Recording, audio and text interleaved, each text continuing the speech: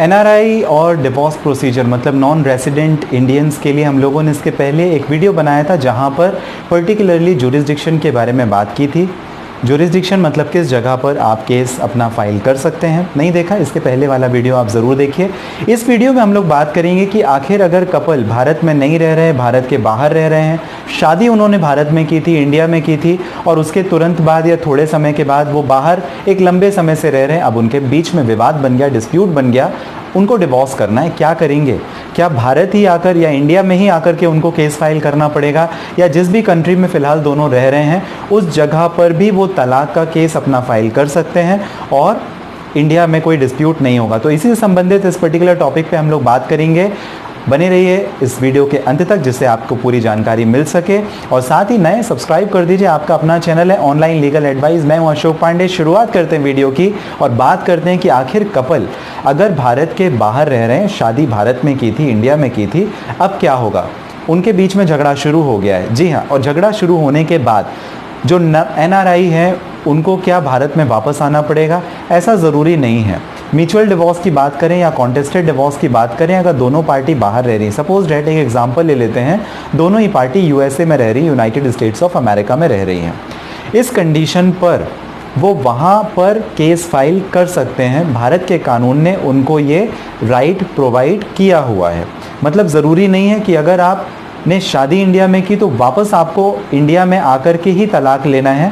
आप जिस भी कंट्री में रह रहे हैं आप वहाँ पर उस देश के कानून के अंतर्गत तलाक की प्रक्रिया में जा सकते हैं, प्रोसेस में जा सकते हैं। ये जो एग्जेम्पशन है वो हमारे कानून में दिया हुआ है, सिविल प्रोसीजर कोड में भी मेंशन किया हुआ है स्पेशली। अब हम लोग ये बात करते हैं कि इसके लिए जो जुरिस्डिक्शन है क्या वो इफेक्ट नहीं करेगा? इसके पहले मैंने आपको एक पर्टिकुलरली वीडियो में बात किया था कि जुरिस्डिक्शन इंपॉर्टेंट है।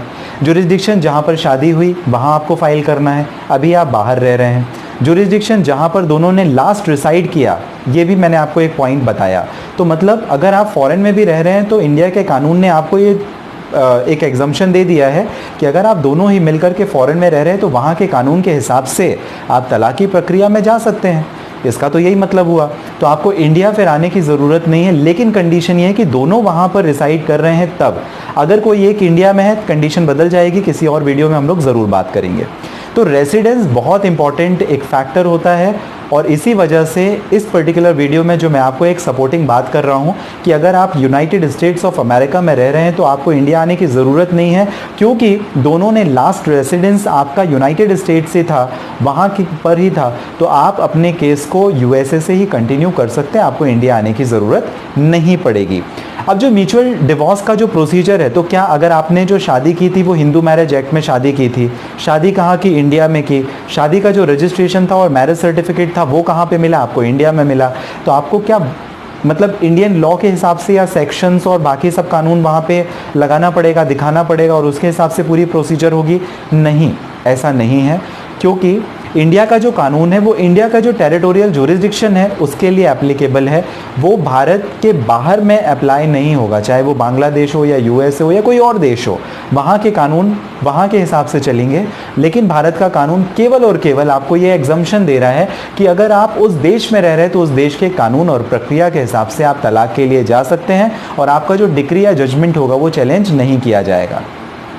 अब जो filing of divorce in foreign country, अगर आप विदेश में डिवोर्स का प्रोसीजर चाहे म्यूचुअल है, कॉन्टेस्टेड है या चाइल्ड कस्टडी है या मेंटेनेंस है या एलिमिनी है, तो अगर आप ये फाइल करते हैं तो आपको, जैसा मैंने आपको इसके पहले भी बताया, कि आपको उस देश की प्रक्रिया पे जाना पड़ेगा, उस देश के कानून के हिसाब से चलना पड़ेगा और केवल आप ये बता सकते हैं कि हमारी शादी इंडिया में हुई थी और इंडियन लॉ हमको एग्जम्पशन प्रोवाइड करता है जिसके थ्रू हम इस देश में, आपके देश में भी हम कंटिन्यू कर सकते हैं अगर डिवोर्स का जो प्रोसीजर है उसे। मतलब इंडियन लॉ वहाँ पे एप्लीकेबल नहीं होगा, अप्लाई नहीं होगा, उस देश का कानून अप्लाई होगा और उसी देश जहाँ पर आप रह रहे हैं उस फॉरेन कंट्री के कानून के हिसाब से जो कपल्स हैं वो डिवोर्स फाइल कर सकते हैं और जो भी उनको रेमेडी या जुरिस्डिक्शनल पॉइंट से उनको डिक्री या जजमेंट मिलता है उस डिक्री और जजमेंट को इंडियन कोर्ट भी कंसीडर करेगी। कई बार ऐसा होता है जो फॉरेनर नहीं, जो एनआरआई है वो specially x party decree grant करवा लेते हैं या ले लेते हैं। इस कंडीशन पर आप ध्यान रखिए, जो मेरा पर्टिकुलर ये वीडियो बनाने का मकसद था वो आपको दोनों ही कपल्स अगर एक देश में रह रहे हैं, साथ में रह रहे हैं, वहीं पे मिलकर के फाइल करना चाहें तो कर सकते हैं, उस कंडीशन पे नहीं। सपोज दैट वाइफ इंडिया में रह रही है, हस्बैंड ने अकेले फॉरेन में जहाँ पर भी वो रह रहा है, जिस भी देश में रह रहा है वहाँ से एक्स पार्टी डिग्री अकेले उसने ले ली, वो वैध नहीं होगा। उसके पीछे सपोर्टिंग काफ़ी सारे इंडियन कोर्ट्स के जजमेंट है, सुप्रीम कोर्ट के जजमेंट्स हैं, उसके बारे में भी मैं आपसे किसी अगले वीडियो में ज़रूर बात करूँगा। फिलहाल मैंने आपको इस वीडियो में ये बताया कि आप जिस भी देश में रह रहे हैं जॉइंटली अगर म्यूचुअल डिवोर्स के लिए, कॉन्टेस्टेड डिवोर्स के लिए जाना चाहें या कोई और डिवोर्स से संबंधित, चाहे वो मेंटेनेंस है या डोमेस्टिक वायलेंस है या कुछ और, मतलब फैमिली डिस्प्यूट से रिलेटेड, तो आप निश्चित रूप से फाइल केस कर सकते हैं, कोई परेशानी आपको नहीं होगी। आपको ये जानकारी कैसी लगी मुझे ज़रूर आप कमेंट बॉक्स से बताइए। आपके कोई सवाल है, अपॉइंटमेंट बुक करके मुझे पर्सनली आप बात कर सकते हैं। व्हाट्सएप नंबर दिया हुआ है जहां से डायरेक्टली अपॉइंटमेंट मेंशन कर सकते हैं। साथ ही इस वीडियो के डिस्क्रिप्शन में लिंक है जहाँ से आप अपॉइंटमेंट बुक करने के बाद मुझे पर्सनल आपकी प्रॉब्लम संबंधित बात कर सकते हैं। आपका कीमती और महत्वपूर्ण समय जो आप हमेशा मुझे देते हैं, इसके लिए आप सभी का बहुत धन्यवाद।